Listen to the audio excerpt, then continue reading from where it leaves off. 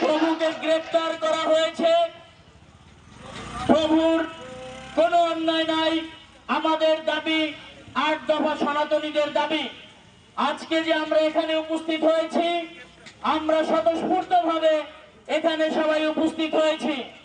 আমাদের যত সময়ে ওই আমাদের প্রভুকে মুক্তি না দিবে তত সময় আমরা রাজপথে থেকে আন্দোলন করব। কোন ব্যবসায়ী মহল, কোন সাংবাদিক ভাইরা কেউ বলতে পারবেন না এখানে একটা উস্কানিমূলক কথা বা কোন ধর্মের বিরুদ্ধে কোনো কথা হয়েছে। কিছু মানুষ আলোচনার ভিতরে এসে মোবাইলটা ধরে আলোচনার অর্ধেকটা উঠিয়ে কেটে ছেটে ওইটাকে বারবার আপনারা দিয়ে একটা কাঙ্গামা সৃষ্টি করতে চাচ্ছেন। আজকে যদি একটা পরিবারই হয় তাহলে চিন্ময় কৃষ্ণ দাস প্রভু কি আমাদের পরিবারের বাহিরে? তিনি আমাদের পরিবারের বাহিরে না। আজকে কেন তাকে আপনারা কোন মামলায় কোন কথায় তাকে অবৈধভাবে তাকে গ্রেফতার করলেন? সন্ন্যাসী সে কিভাবে রাষ্ট্রদ্রোহী একটি অপকর্মে লিপ্ত হতে পারে? সে তো ধর্ম রক্ষার্থ সনাতন ভাইদের সাথে ঐক্যবদ্ধ ভাবে সে তার মৌলিক অধিকার, সনাতনী ভাই বোনদের মৌলিক অধিকার রক্ষার্থে মৌলিক অধিকার আদায়ের দাবিতে সে মাঠে নেমেছিল। সে কোনো রাজনৈতিক সংগঠনের নেতা নয়। আমরাও কোনো রাজনীতি করি না ভাই। আমরা সবাই সনাতনী।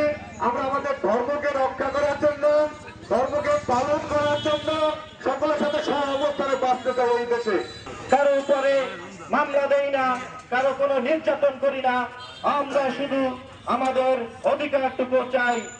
এই অধিকার চাওয়ার কারণে যদি আমাদের মামলা দেওয়া হয়, আমাদের গ্রেফতার করা হয়, আমাদের কর্মসূচিতে আসতে আমাদের ভাই বোনদের রক্ত ছড়াতে হয়, এর চেয়ে দুঃখজনক আর কিছুই হতে পারে না।